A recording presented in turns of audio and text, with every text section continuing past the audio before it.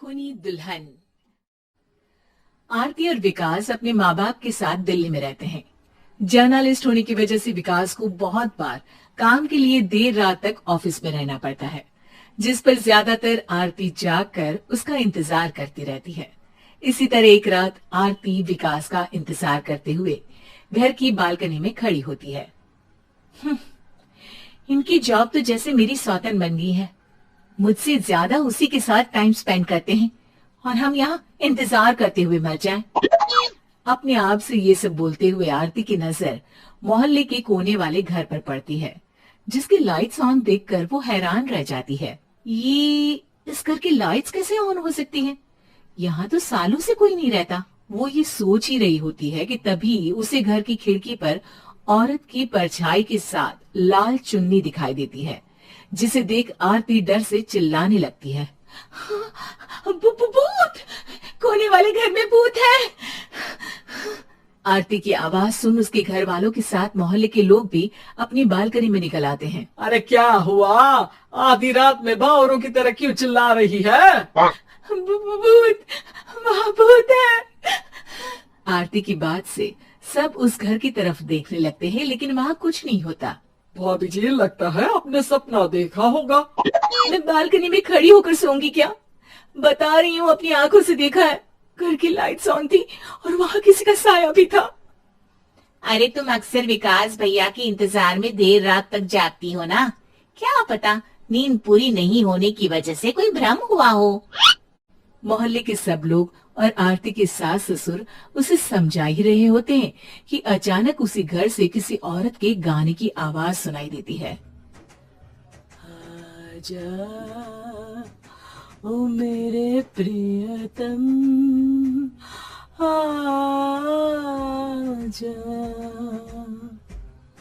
आवाज सुन सब हैरानी और कंफ्यूजन से उस घर की तरफ देखने लगते हैं कि तभी उन्हें लाल जोड़े में औरत का साया वहां दिखता है, जिसे देख पूरा मोहल्ला सकते में आ जाता है। अरे ये तो कोई दुल्हन है। अरे नहीं नहीं, भूत नहीं है। अरे फिर तो पक्का तेरी दुल्हन है। अरे नहीं नहीं, वो तो मायके गई है। हद है, पहले इससे निपट ले, बाद में इस पर डिस्कशन कर लेना। बड़ा भ्रम बोल रहे थे ना, अब फटी ना सबकी। और नहीं नहीं, माँ किसी से नहीं डरता भाभी जी। भूत जैसा कुछ नहीं होता। या तो इस घर के मालिक यहाँ आ गए हैं, या फिर किसी ने खाली घर देख कर कब्जा कर लिया है। हमें वहाँ जाकर देखना चाहिए। बात में लॉजिक मानकर सब बाहर इकट्ठा हो जाते हैं कि तभी विकास भी वहाँ पहुँच जाता है। क्या बात है? इतनी रात को पूरा मोहल्ला यहाँ कैसे? भूतिया दुल्हन की वजह से।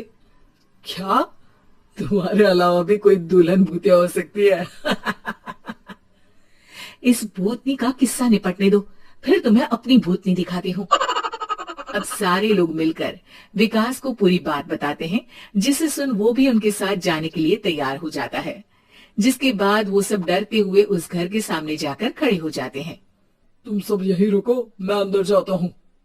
अकेले जाओगे? अरे नहीं नहीं, आप सबकी नकली भूतनी भी तो होगी ना मेरे साथ। कैसा मजाक कर रहा यार। रुक, मैं चलता हूँ साथ में। क्या मैं चलता हूँ? ये क्या गोवा घूमने जा रहे हैं जो मैं भी साथ चलता हूँ? कहीं नहीं जाओगे तुम, यहीं मेरे पास खड़े रहो। बहू सिचुएशन समझो। हाँ, घर जाकर सुना लेना। हे भगवान, मम्मी तुम किसकी मम्मी हो? ओ, इन्हें सब कुछ अभी करना है क्या? नहीं, यहाँ पंचायत बिठा देते हैं आपके परिवार के लिए। इस पर मामला शांत करके अब वो लोग इधर उधर से घर के अंदर झांकने की कोशिश करते हैं।